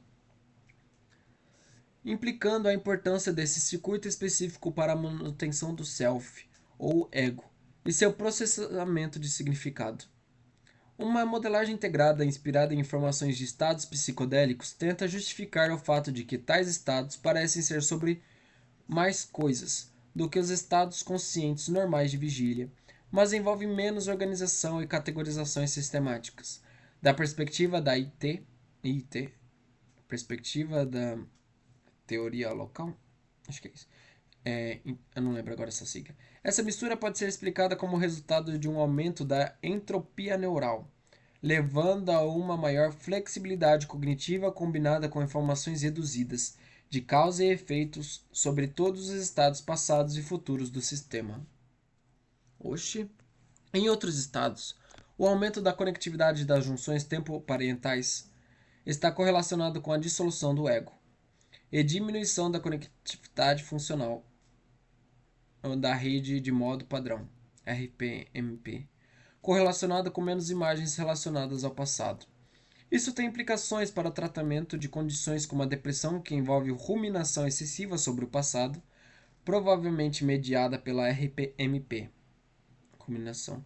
Estudos preliminares também sugerem que o LSD, a ayahuasca, a psilocibina e outros psicodélicos podem ter benefícios para a depressão e ansiedade resistentes ao tratamento, sem causar efeitos colaterais prejudiciais ou dependência. Os efeitos incluem um brilho residual, duradouro, que pode ser útil para pessoas com vícios, e provavelmente é causado pela ação dos psicodélicos no sistema de serotonina. Os psicodélicos mudaram a vida de muitas pessoas. Alguns dizem que eles ajudaram a resolver problemas psicológicos profundos, incentivaram-nas a valorizar a bondade e o amor e os inspiraram criativamente em seu trabalho. Muitos dizem que se convenceram que, pela primeira vez, viram as coisas como elas realmente são. Mas será que eles estão certos? Certamente os pioneiros do movimento hippie da década de 1960 pensavam assim, incluindo Richard Alpert, um jovem, rico e bem-sucedido psicólogo de Harvard que, juntamente com Timothy Leary, Ralph Metzner e outros, havia se excitado pela primeira vez com a psilocibina. Estou falando errado há um tempo já. Ele então começou a achar a psicologia pouco gratificante e sua vida vazia. Em busca das percepções da droga, ele e mais 5 pessoas se trancaram em um prédio por 3 semanas e tomaram 400 mg de LSD a cada 4 horas. Foi como se você entrasse no reino dos céus e visse como tudo era, e depois você fosse expulso de novo. Alpert, 1971. Ele percebeu o quão pouco sabia e foi para a Índia estudar as religiões orientais, tornando-se Baba Ram Das. Agora, com 80 anos, ele ainda é um professor espiritual ativo. O cara virou hinduísta depois de se drogar. Algumas pessoas acreditavam que tomar LSD as mudou permanentemente. Portanto, é significativo que as alterações neurais na entropia cerebral após a administração experimental de LSD se correlacionaram com mudanças de personalidade 2 semanas depois. A abertura para a experiência aumentou em geral, aumentou mais naqueles que relataram a dissolução do ego durante a viagem, e as mudanças ainda eram detectáveis após 2 semanas. Essas mudanças remetem à ideia de Huxley sobre a válvula redutora, com as mentes dos usuários permanecendo mais abertas por algum tempo. Mas esses efeitos são difíceis de classificar.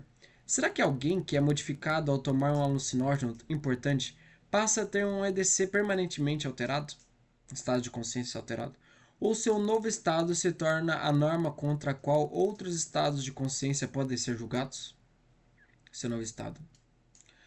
E será que alguns desses estados alterados induzidos por drogas é válido, verdadeiro e verdadeiramente espiritual? Quando as pessoas dizem que transcenderam a dualidade, elas realmente viram o mundo de um modo que elimina o problema difícil e o grande abismo? Ou tudo isso são apenas divagações de mentes envenenadas? O que experimentei foi um Deus que estava dentro de mim. Sexta-feira Santa. Participante HR. O famoso experimento da Sexta-feira Santa, Walter Pankey, um ministro e médico americano, deu pílulas a 20 estudantes da Divindade de Boston antes do culto tradicional da Sexta-feira Santa em 1962. 10 receberam psilocibina e 10 um controle ativo, ácido nicotínico, enquanto o grupo de controle experimentou apenas leves sentimentos religiosos. 8 dos 10 do grupo da psilocibina relataram pelo menos 7 das 9 categorias de experiência mística de Pankey, desenvolvidas por meio do trabalho de fornecer LSD para prisioneiros e doentes terminais. Unidade, transcendência do tempo e do espaço, humor positivo, senso de sacralidade, qualidade noética, paradoxilidade comportamental, inefabilidade, transitoriedade e mudanças positivas persistentes em atitudes e comportamentos. 1963 e 67. Quase 30 anos depois, a maioria do grupo da psilocibina lembrou-se de suas experiências com clareza e descreveu efeitos positivos duradouros. A psilocibina foi usada novamente em um estudo duplo cego com 36 pessoas que nunca haviam tomado alucinógenos antes, mas que participavam regularmente de atividades espirituais ou religiosas. Uma dose alta de psilocibina ou um placebo foi administrada em um ambiente de apoio durante 2 ou 3 sessões, e os participantes foram incentivados a fechar os olhos e direcionar sua atenção para dentro. Mais uma vez, a droga produziu experiências semelhantes às experiências místicas que ocorriam espontaneamente, e em um acontecimento de 14 meses, essas experiências foram consideradas pelos voluntários como as mais significativas e espiritualmente importantes de suas vidas. 2008. Você pode encontrar mais informações sobre o trabalho de Pankey de outras experiências humanas excepcionais em nosso site. Quando analisamos mais estados alterados de consciência nas fronteiras da realidade e da imaginação, capítulo 14, e no sono, nos sonhos e nas experiências excepcionais, capítulo 15, voltaremos à pergunta de James sobre como considerá-las. Agora vamos falar sobre meditação. Um jeito mais simples e talvez saudável de entrar em estado alterado. Eu acho que eu não sei meditar não, mas vamos ver. No capítulo 7, aprendemos como podem ser profundos os efeitos atencionais de diferentes tipos de meditação. Podem ser. Mas será que a meditação induz a um estado alterado de consciência? Uma boa dúvida. Algumas definições implicam que sim. A meditação é um procedimento ritualístico destinado a mudar o estado de consciência por meio de mudanças voluntárias e mantidas na atenção. E a meditação pode ser considerada um procedimento lento, cumulativo e de longo prazo para produzir um estado alterado de consciência. Wallace Fisher, em 1991. Algumas formas de meditação, como a meditação transcendental, MT, enfatizam a importância de alcançar estados alterados, mas outras não. No Zen, o objetivo da prática não é obter um estado alterado ou alcançar qualquer outra meta. Em vez disso, a própria meditação torna-se a tarefa. Iluminação e prática são uma coisa só, afirmava o professor Zen do século XIII, Eige Dogen. Mesmo assim, alguns praticantes do Zen budismo podem ter experiências dramáticas, embora temporárias, como as experiências Kensho, despertar, incluindo vislumbres da verdadeira natureza da mente, experiências de esvaziamento e grandes lampejos de compreensão, que, em última análise, levam ao abandono do corpo e da mente. Compreensão e esvaziamento de grandes lampejos de compreensão, que, em última análise. Como conta a história, Dogen estava sentado em uma manhã de meditação quando seu mestre repreendeu um monge cochilando, exortando-o a acordar e trabalhar mais, dizendo: para realizar a iluminação perfeita, você deve deixar cair o corpo e a mente. Nesse momento, Dogen alcançou o pleno despertar ou liberação total. Algo havia claramente mudado, e mudado drasticamente, mas disse que a iluminação em si não é um estado de consciência. Então a meditação induz estados alterados? De acordo com a definição subjetiva de Turt, sim, induz, porque as pessoas sentem que seu funcionamento mental foi radicalmente alterado. Acho que meu funcionamento mental já alterou uma vez. Uma teoria cética é que a meditação nada mais é do que dormir ou cochilar. É do que dormir ou cochilar. O neuropsiquiatra Peter Fenwick, 1987, consulte o site, mostrou que os perfis de EEG na meditação não são os mesmos no sono ou da sonolência. Mas muitos meditadores têm microsonos durante a meditação. Em um estudo, os praticantes de meditação transcendental dormiram até um terço do tempo enquanto meditavam. Como se sabe que os cochilos reduzem a ansiedade e a depressão e melhoram a capacidade cognitiva, isso pode explicar alguns dos efeitos alegados da meditação. No entanto, os próprios meditadores dizem que conseguem distinguir facilmente entre meditação profunda e o sono. Uma interpretação é que os meditadores aprendem com deslizes inevitáveis a se manter nesse interessante nível de transição entre o sono e a vigília. Talvez a alegação mais extraordinária de alteração de consciência do alterado, obtida por meio da meditação, apareça nos primeiros ensinamentos budistas da tradição Theravada. Os jhanas são uma série de 8 estados de absorção crescente e se diz serem alcançados por meio da concentração profunda aplicada em uma série de etapas graduais. Capítulo 18. O primeiro jhana envolve a elevação de um tipo de energia, a que os antigos suttas se referem como piti, e pode ser equivalente à energia kundalini, descrita em algumas tradições de yoga e outras tradições.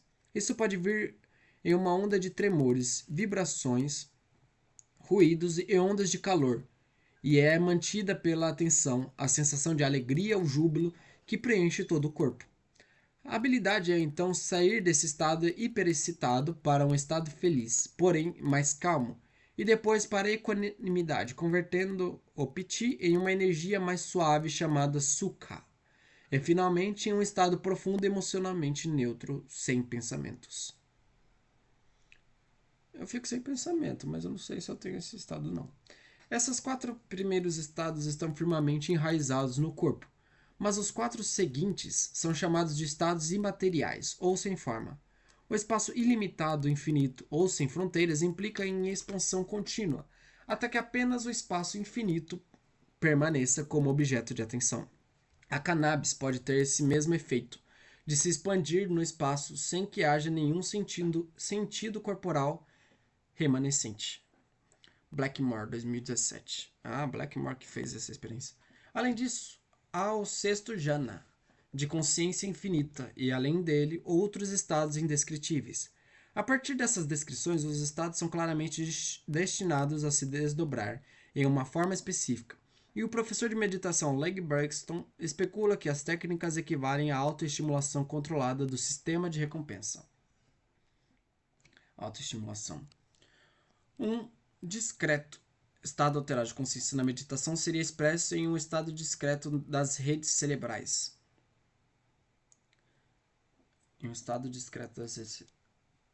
Isso começa com uma inundação de dopamina, levando ao aumento da noradrenalina e em seguida as endorfinas. Cada neurotransmissor é responsável pelas várias emoções e sensações dos 3 primeiros jhanas.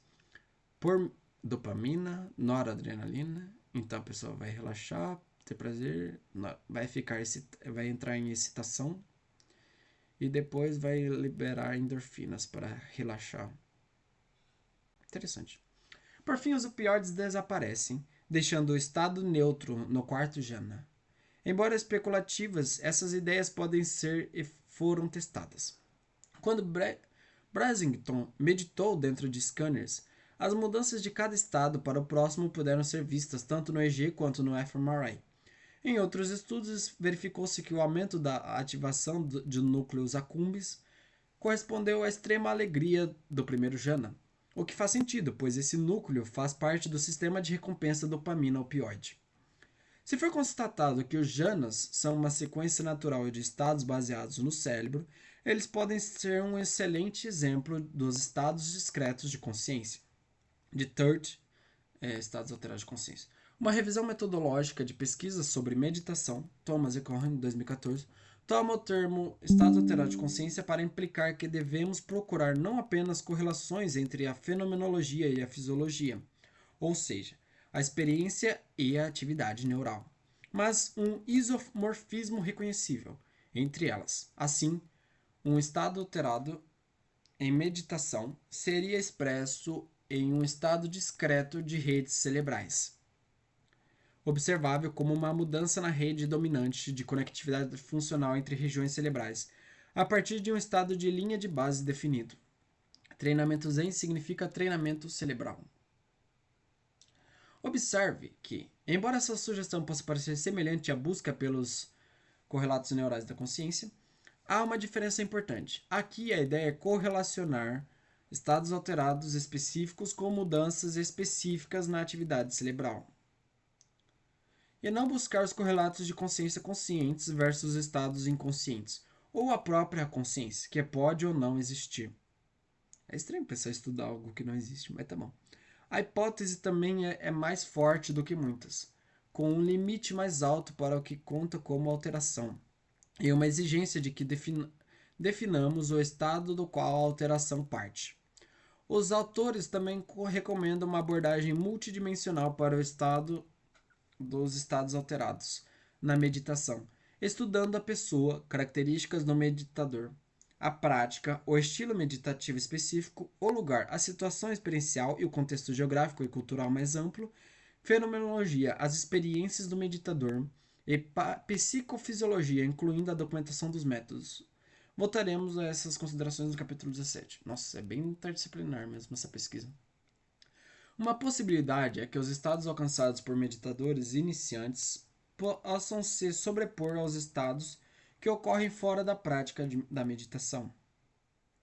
Por exemplo, relaxamento, mesmo que ocorram de modo mais confiável e durem mais tempo, mas que os meditadores avançados possam alcançar estados que são exclusivos da prática meditativa.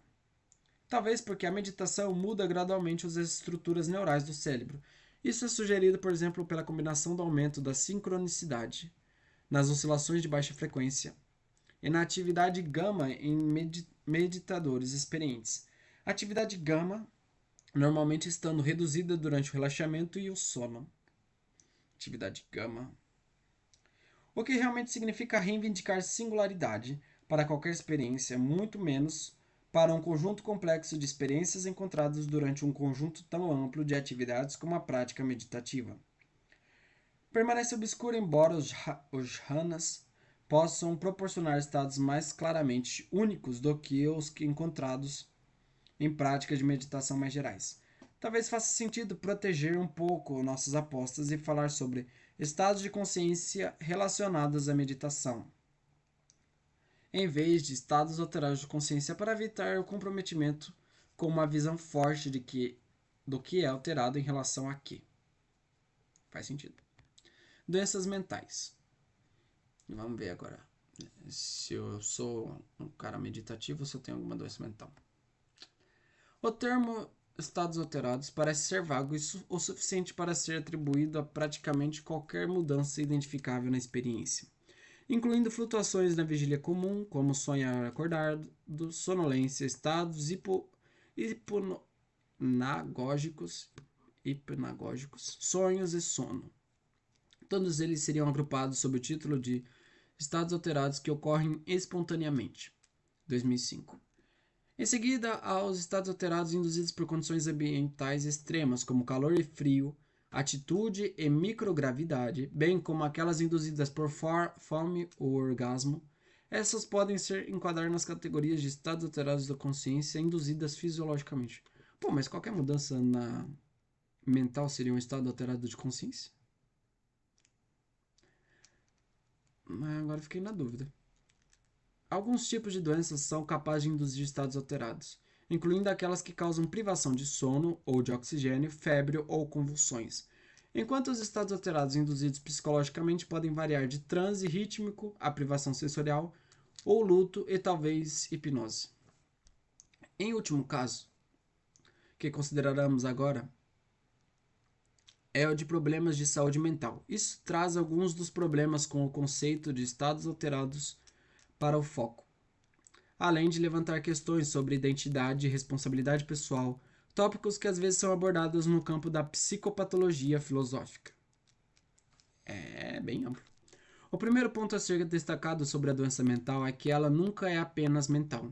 Todos os transtornos psicológicos envolvem ciclos de feedback entre padrões de pensamento, emoções e humores, comportamentos e estados corporais. Isso já torna impossível a classificação de estados alterados de consciência induzidos psicologicamente e fisiologicamente, onde classificamos a anorexia ou a automutilação ou os transtornos de ansiedade que envolvem atividades obsessivo-compulsivas repetitivas. A segunda coisa a ser observada é que um dos fatores que ajudam a sustentar a saúde mental é a diferença entre a natureza da experiência quando doente e quando saudável. Isso pode tornar difícil lembrar, imaginar ou acreditar na realidade de um estado de consciência diferente do patológico, o que pode reduzir a motivação para buscar ajuda ou persistir na recuperação. Nesse sentido, a doença mental parece ser uma candidata óbvia para induzir estados alterados. Hipnose é um estado alterado de consciência? O termo hipnose vem do grego hipnos, que significa sono. Pesquisadores do século XIX acreditavam que, sob hipnose, as pessoas caíam em estado de sonambulismo. Outros argumentam contra o estado hipnótico especial e atribuíam todos os efeitos à sugestão e à imaginação. Essa discussão se transformou na batalha do século XX entre teóricos estatais e teóricos não estatais. Aplicando a definição de Turt, devemos aceitar facilmente que a hipnose é um estado alterado, porque os sujeitos hipnóticos muitas vezes sentem que seu mental é radicalmente diferente do normal. Entretanto, a visão tradicional do estado hipnótico traz implicações muito mais controversas, implicando em uma dissociação entre diferentes partes da mente. Essa ideia reapareceu na década de 1970, com a teoria neodissociativa do psicólogo americano Ernest Hugard.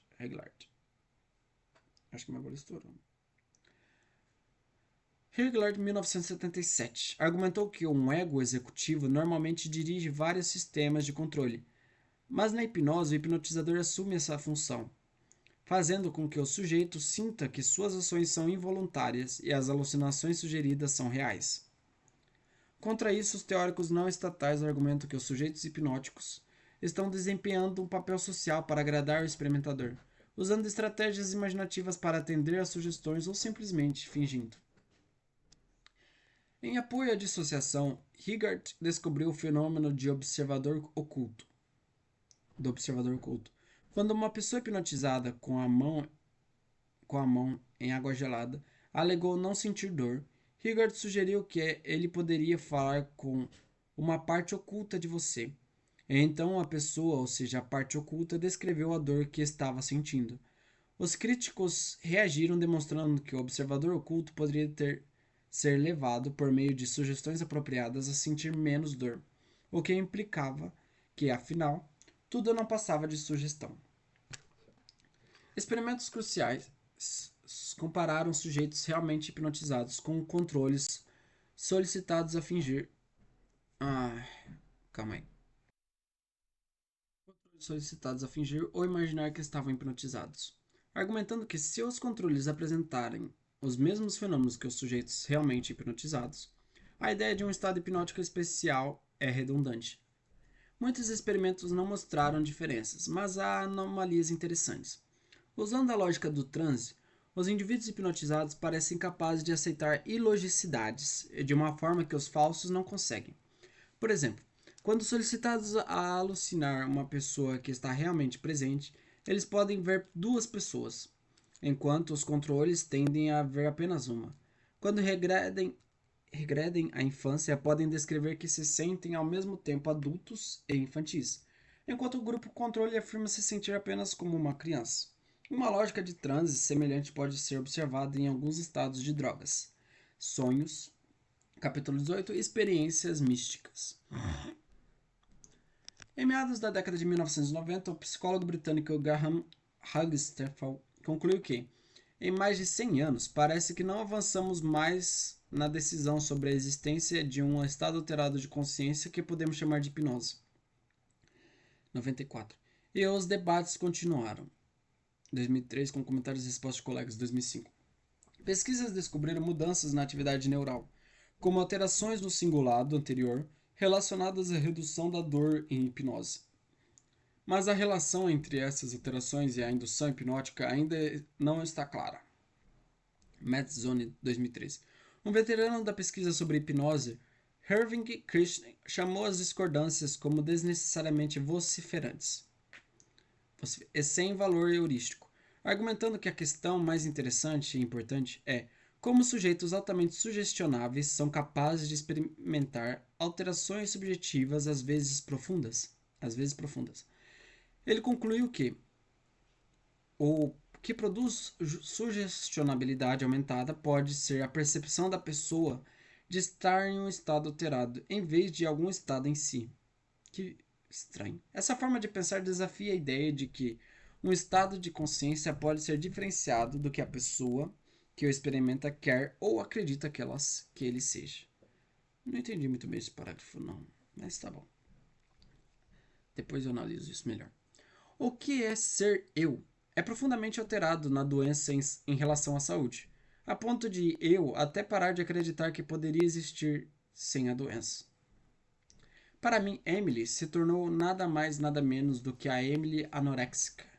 Meu humor vazio, perturbado ou irritável ou frágil, minha necessidade de rotina e de privacidade, minha silhueta esguia, minha falta de amigos e minha adoração pelas conquistas acadêmicas. Oxe, parece alguém que eu conheço. Tudo parecia partes inatas de mim e parecia não haver razão para acreditar que tomar café de manhã ou almoçar faria diferença para qualquer uma delas. Até que ponto eu era o produto de anos de desnutrição e da vida mental rígida e ritualística e das limitações físicas que a própria desnutrição criaram? Não era algo que eu fosse capaz de compreender, pois, para mim, eu teria de imaginar minha vida de outra forma, e eu não tinha nem a capacidade nem o desejo de fazer isso. Era um círculo vicioso perfeito. A anorexia havia se tornado tão completamente o que eu era, que eu não conseguia ver o quanto ela havia se tornado a Emily. Nem podia, portanto, ter qualquer motivação para tentar encontrá-la novamente. Isso me soa familiar. Mas será que isso significa que devemos pensar na doença como ela mesma sendo um estado alterado de consciência? Ou como algo que gera um estado alterado? Ou vários? Para N. Anti-Revonzwe e colegas, 2009. A definição de uma ASC... o que é ASC? Acho que eu me perdi aqui. Se refere a temporária em oposição à permanente natureza das alterações dos mecanismos de representação da consciência. Temporária em oposição à permanente natureza das alterações. O estado alterado começa em alguma janela de tempo específica, e o estado normal de consciência e do cérebro retorna em algum momento posterior. Isso significa que se a psicose, como a esquizofrenia, fosse um estado patológico permanente, ela não poderia ser um estado alterado de consciência. Faz sentido, né? Porque se for permanente é o estado normal da pessoa, mesmo sendo diferente. Mas episódios temporários dentro dele poderiam ser. Qualquer distinção clara entre permanente e temporária, doença e episódio, é fácil de questionar. Faz realmente sentido separar as distorções contínuas causadas pelo semi-inanição crônica na anorexia, por exemplo, dos efeitos de curto prazo do jejum agudo? Por exemplo, dos efeitos de curto prazo do jejum agudo. Há diferenças com certeza, mas por que um é considerado um estado alterado e o outro não? Em outros tipos de doença, como o transtorno bipolar, episódios discretos de psicose podem ir e vir, mas em doenças em que as transições entre humores e outros estados cognitivos são mais contínuas, como algumas formas de depressão, por exemplo, não haveria consciência alterada, porque não haveria consciência alterada porque todos os limites são borrados e as escalas de tempo são prolongadas? Não é o próprio estado que está produzindo uma sugestionabilidade, mas sim a percepção da pessoa de estar em um estado alterado. Agora acho que agora eu entendi a frase. Porque se a pessoa está naquele... A pessoa pode estar no estado, mas a percepção dela sobre o estado que varia. Eu acho que é isso. Não sei se eu me fiz entender. Como mostra sua definição, a resposta de Hohenzollern e colegas é que a alteração em um estado alterado é uma alteração não da consciência em si, mas das relações representacionais entre a consciência e o mundo. Ele explicou melhor. Com os mecanismos neurocognitivos da consciência, produzindo representações errôneas, como alucinações, delírios e distorções de memória. 2009. Esse argumento tem a intenção de tornar normal e alterado objetivamente definíveis em termos de precisão das informações que estão sendo transferidas do mundo para a consciência. Mas, dados todos os argumentos sobre a representação mental e neural que exploramos no capítulo 3, não está claro se a precisão de nossas informações sobre o mundo pode ajudar a separar de forma confiável os estados inalterados dos estados alterados de consciência. Ou se faz sentido dizer que há uma relação de representação entre a consciência e o mundo. Entre a consciência e o mundo. Os rótulos de diagnóstico psiquiátrico não devem ser classificados como estados alterados ou não. Somente os episódios psicóticos apresentados por qualquer tipo de paciente podem ser estados alterados. Então, ele meio que mudou a definição de estado alterado, né? Ou se faz sentido. E a própria consciência não seria a representação do mundo para nós?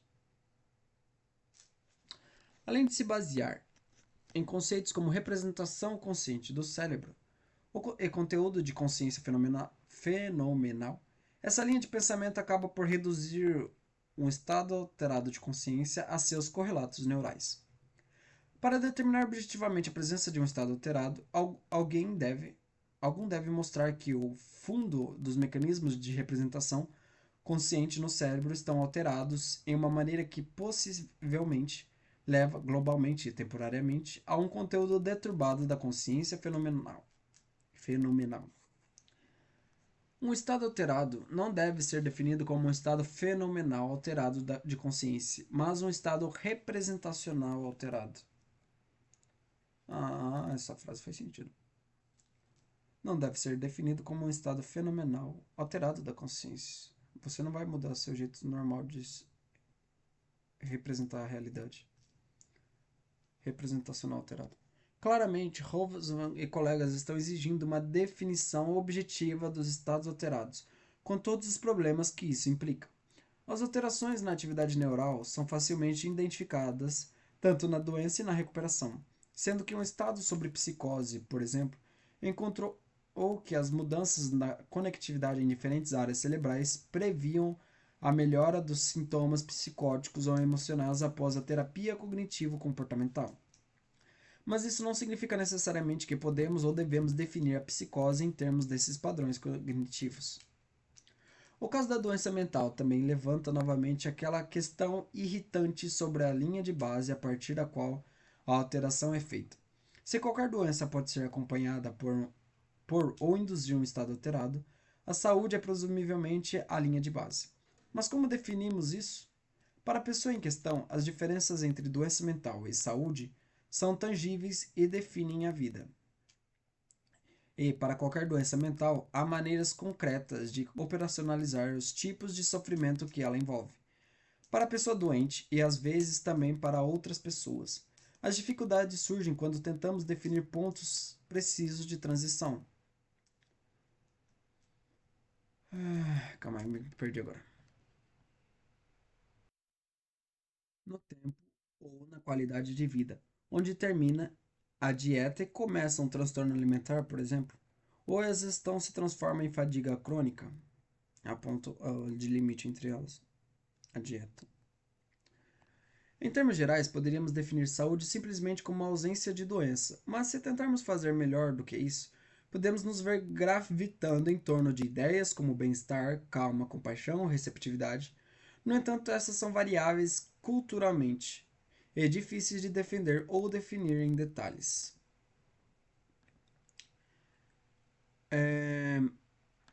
Uma visão representacional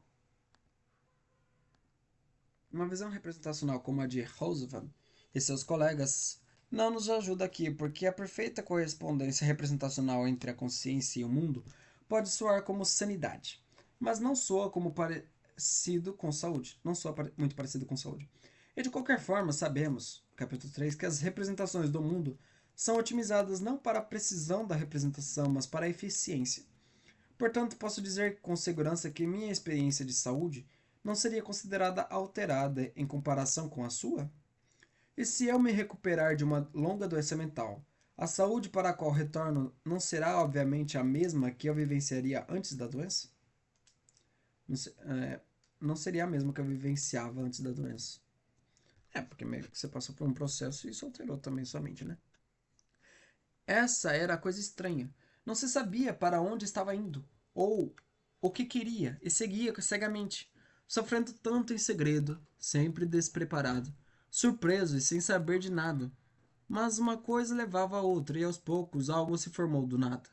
E por fim chegava-se a essa calma, a essa tranquilidade, e a essa certeza.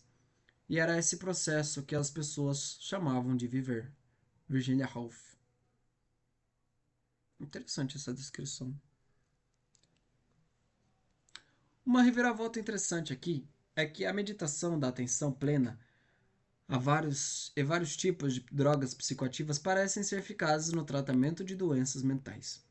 Ou seja, as técnicas frequentemente usadas para induzir estados alterados também podem ser usadas para cancelar outros. A terapia cognitivo baseada em atenção plena é útil para doenças como depressão, Piet e Hogmer.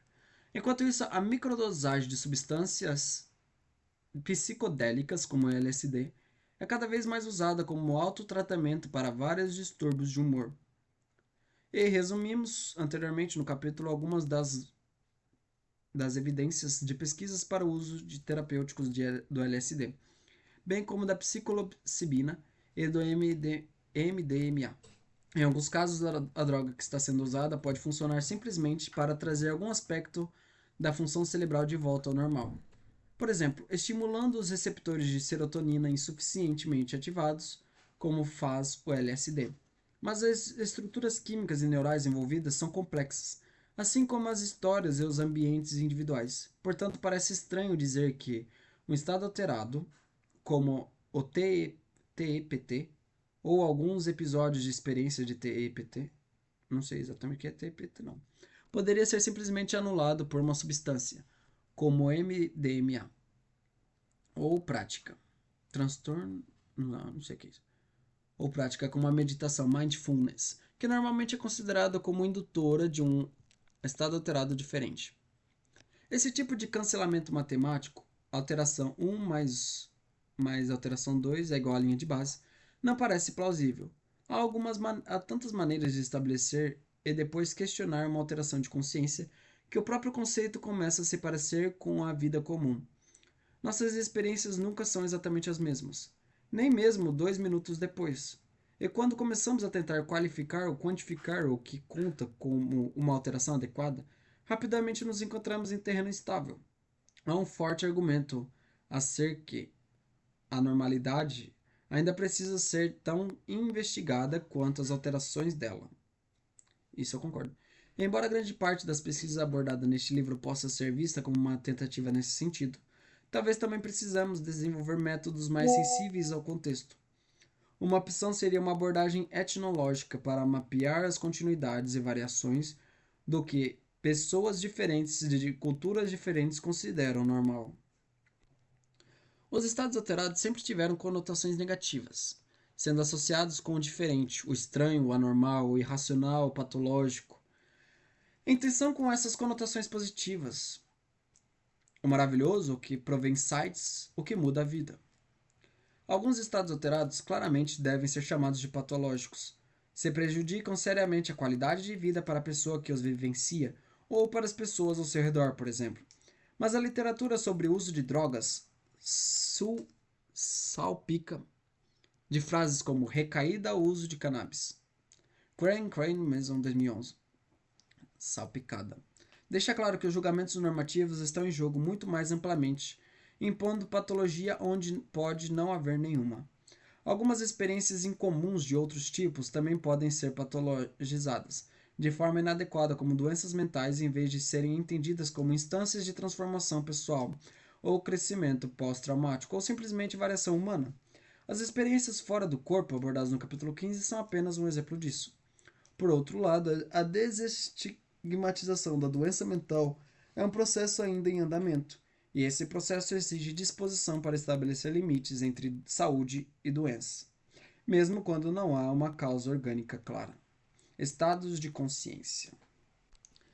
Exploramos longamente se falar sobre estados alterados de consciência faz sentido. Para concluir, vale a pena perguntar se estado é a palavra mais útil a ser usada. Parece óbvio o que se quer dizer com um estado de consciência, mas devemos ter em mente que falar de um estado é pressupor que deve haver algo que esteja nesse estado ou condição. E o que é esse algo? Se em vez de uma coisa chamada consciência, por exemplo, um recipiente com conteúdo, imaginarmos um processo de atribuição após o fato, como no modelo de múltiplos rascunhos, então não há nada para estar em um estado ou não estar em um estado. Nossa, que viagem. No longo debate sobre a hipnose, sobre se a hipnose induz. Você entendeu esse capítulo aqui anterior?